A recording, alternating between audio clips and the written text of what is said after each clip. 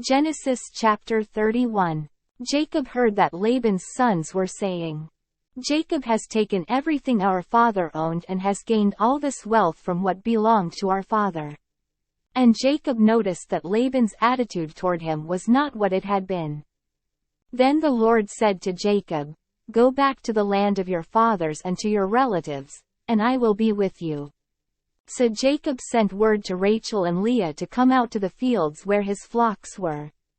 He said to them, "I see that your father's attitude toward me is not what it was before, but the God of my father has been with me.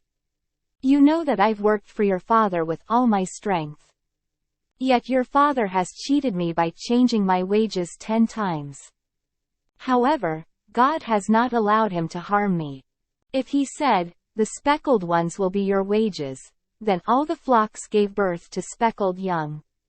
And if he said, 'The streaked ones will be your wages,' then all the flocks bore streaked young. So God has taken away your father's livestock and has given them to me.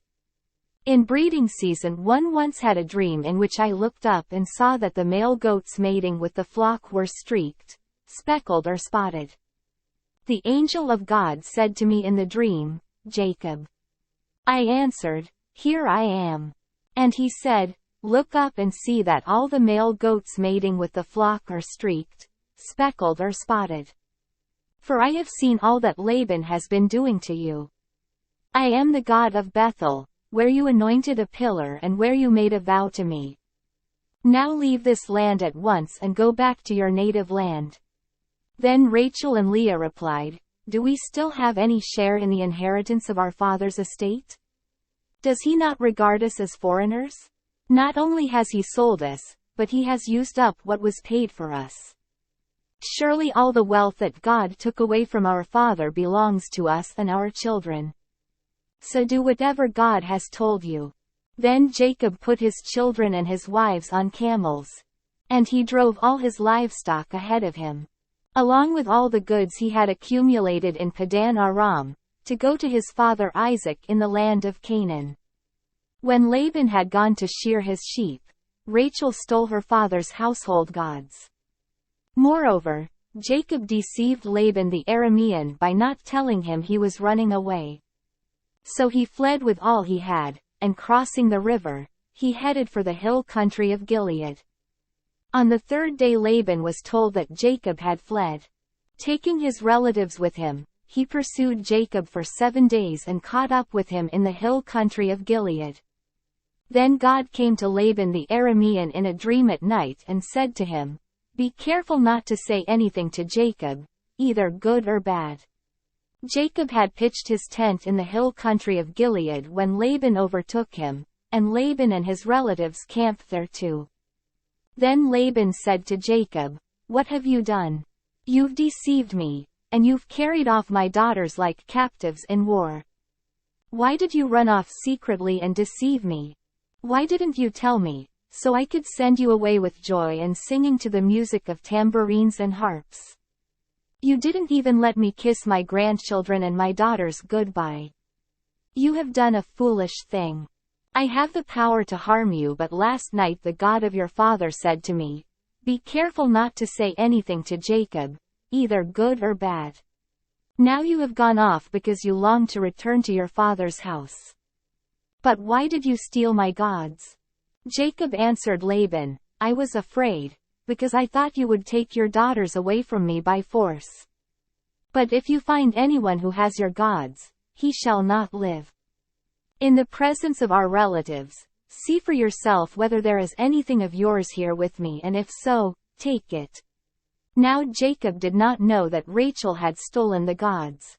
So Laban went into Jacob's tent and into Leah's tent and into the tent of the 2 maidservants, but he found nothing. After he came out of Leah's tent, he entered Rachel's tent. Now Rachel had taken the household gods and put them inside her camel's saddle and was sitting on them. Laban searched through everything in the tent but found nothing. Rachel said to her father, "Don't be angry, my lord, that I cannot stand up in your presence. I'm having my period."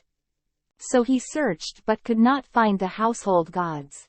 Jacob was angry and took Laban to task. "What is my crime?" he asked Laban. "What sin have I committed that you hunt me down? Now that you have searched through all my goods, what have you found that belongs to your household? Put it here in front of your relatives and mine, and let them judge between the two of us. I have been with you for 20 years now. Your sheep and goats have not miscarried, nor have I eaten rams from your flocks. I did not bring you animals torn by wild beasts, I bore the loss myself. And you demanded payment from me for whatever was stolen by day or night. This was my situation. The heat consumed me in the daytime and the cold at night, and sleep fled from my eyes. It was like this for the 20 years I was in your household. I worked for you 14 years for your 2 daughters and 6 years for your flocks, and you changed my wages 10 times. If the God of my father, the God of Abraham and the fear of Isaac, had not been with me, you would surely have sent me away empty-handed. But God has seen my hardship and the toil of my hands, and last night he rebuked you."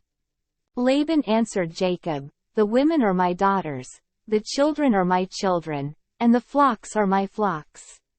All you see is mine. Yet what can I do today about these daughters of mine, or about the children they have borne?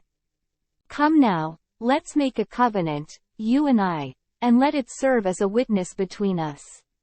So Jacob took a stone and set it up as a pillar. He said to his relatives, "Gather some stones." So they took stones and piled them in a heap, and they ate there by the heap. Laban called it Jegar-Sahadutha, and Jacob called it Gilead. Laban said, "This heap is a witness between you and me today." That is why it was called Gilead. It was also called Mizpah, because he said, "May the Lord keep watch between you and me when we are away from each other. If you mistreat my daughters or if you take any wives besides my daughters.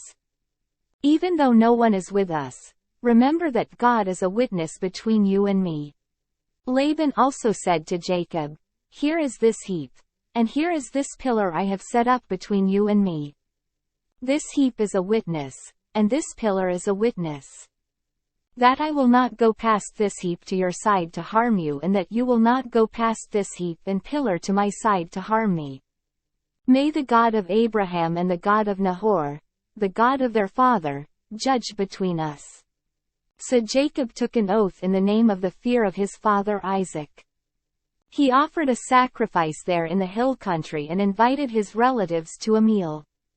After they had eaten, they spent the night there. Early the next morning Laban kissed his grandchildren and his daughters and blessed them.